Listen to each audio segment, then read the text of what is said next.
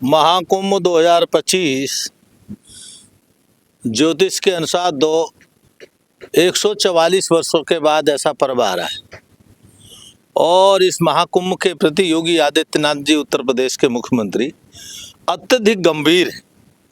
जहां देश का मुखिया उत्तर प्रदेश का मुख्यमंत्री इस मेले को लेकर इतना गंभीर है, वहीं यहाँ का मेला का प्रशासन बहुत ही लापरवाह है, गैर जिम्मेदार है और विशेष रूप से मेला अधिकारी तो इतना गैर जिम्मेदार आदमी है कि मेले में किसी से मिलता ही नहीं है। और उसका ये हाल है, उसका काम करने का तरीका है रात को 12 बजे मिलना और 3 बजे तक मिलना। ये जो मिलने का तरीका है ये काम ना करने और काम से बचने का तरीका है।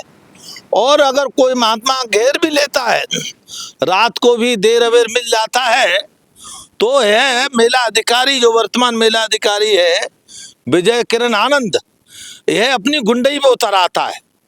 ये इसकी गुंडई की भाषा होती है और कहता है कि मुकदमे लिखा दूंगा। और ये पहले मुकदमे झूठे में लिखाया चुका है महात्माओं के खिलाफ।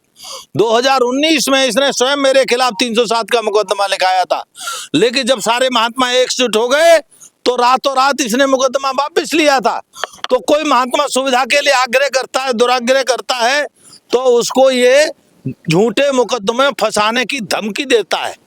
वास्तव में देश का दुर्भाग्य है कि ऐसे प्रशासनिक अधिकारियों के कंधों पर ये 2025 का कुंभ चल रहा है। और मुझे कोई कहने में भी संकोच नहीं है, अगर इस मेला अधिकारी के प्रति नियंत्रण नहीं रखा गया तो इस मेला में कोई बड़ी दुर्घटनाएं भी हो जाएं तो कोई कुछ बड़ी बात नहीं हो सकती। क्योंकि मेला अधिकारी ने कुछ लोगों से सेटिंग किया हुआ है। कुछ लोग माने 10-20 लोग हैं जिनसे उसका सेटिंग है। तो सेटिंग होने के कारण वो निर्भय है और इतना निर्भय है कि वह किसी से भी कभी भी बदतमीजी कर सकता है। उसको बिल्कुल भी ये ख्याल नहीं होता कि मेला केवल संतों के लिए होता है। इससे भी ज्यादा दुर्भाग्यपूर्ण क्या बात होगी कि मेला अधिकारी और प्रशासन के लोग बैठे रहते हैं और बड़े बड़े महात्मा लाइन लगाए रहते हैं। तो वास्तव में मैं आपके द्वारा कहना चाहूंगा, ये वास्तव में मेला संतों का मेला नहीं हो गया है, यहाँ तो मेला प्रशासन वालों का ही केवल मेला हो गया है। इन्होंने अपने लिए करोड़ों रुपए की सुविधाएं जुटा रखी हैं। और मैं तो ये कहूंगा कि माननीय योगी आदित्यनाथ मुख्यमंत्री जी, अभी आप इसमें जो है कड़ाई करो।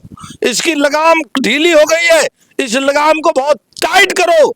और नहीं तो ये विजय किरण नाम का जो आदमी है जिससे आप बहुत भरोसा करते हो, ये आपको ऐसा धोखा देगा कि आप कल्पना नहीं कर सकते।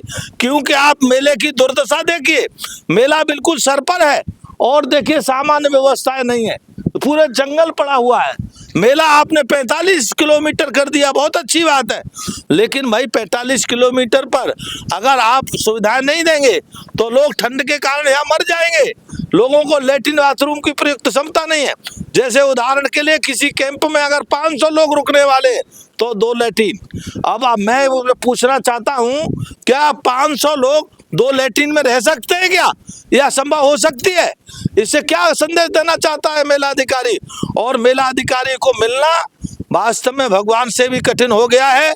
और ये मेला अधिकारी की जिद है कि इस मेला अधिकारी अपनी जिद के कारण से मेले को बिगाड़ सकता है, जबकि पूरे विश्व से महात्मा इस भाव से आते हैं कि हम कल्पवास करेंगे और कल्पवास कर करके ध्यान साधना करेंगे, पूरे संसार के कल्याण के लिए प्रार्थना करेंगे। लेकिन ये इसमें पूरी तरह मेला प्रशासन बाधक है।